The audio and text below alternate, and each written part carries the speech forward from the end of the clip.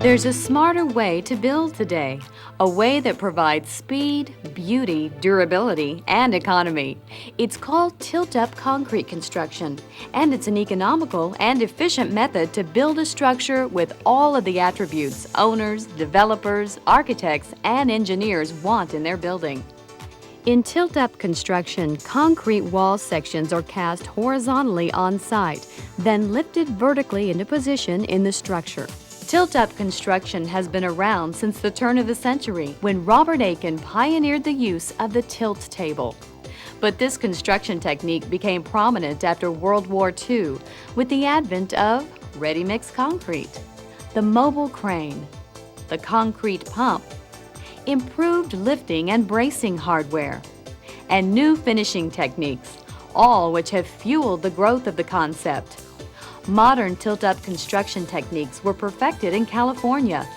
Tilt-up quickly spread throughout the West and South, and subsequently to all of the U.S. and beyond. Today, more and more architects are using tilt-up for a greater variety of building types.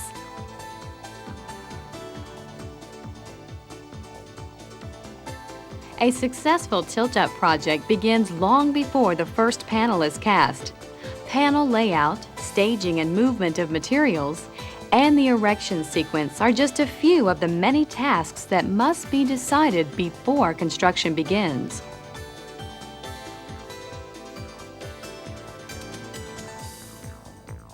A proper subgrade is important.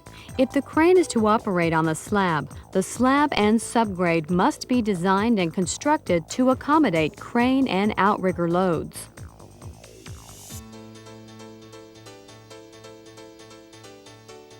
Since the majority of tilt-up panels are cast directly on the finished floor, care must be taken to ensure a flat, smooth concrete slab. Control joints can be cut and filled using standard construction techniques and materials. Make certain that any curing compounds used are compatible with a bond breaker, admixture, or any other chemicals used.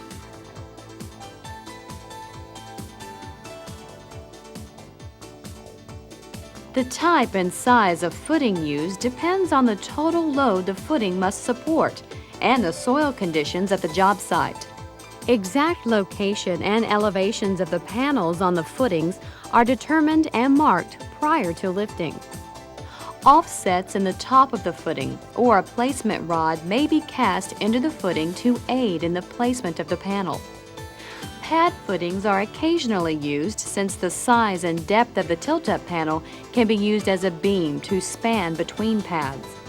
Pilings or piers with a cap can be used in unstable soil conditions.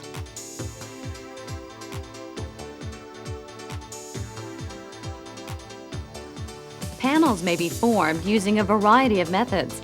Panels may be formed individually or in long walls with a common divider strip. An advantage of the common divider strip is that adjacent panel edges always match. If floor space is limited, panels may be cast on a casting slab or stack cast on top of one another. In either case, proper planning ahead of time will ensure an efficient and successful construction process. Dimension lumber is the most common material used for forming. Panel thickness is typically based on the actual lumber dimensions and engineering analysis. A variety of form bracing and attachment methods are used, including wood and metal braces. Forms are usually anchored to the floor by drilling holes and securing them with screws or nails. Camphor strips are added to produce clean corners. Accent strips are added to produce special effects.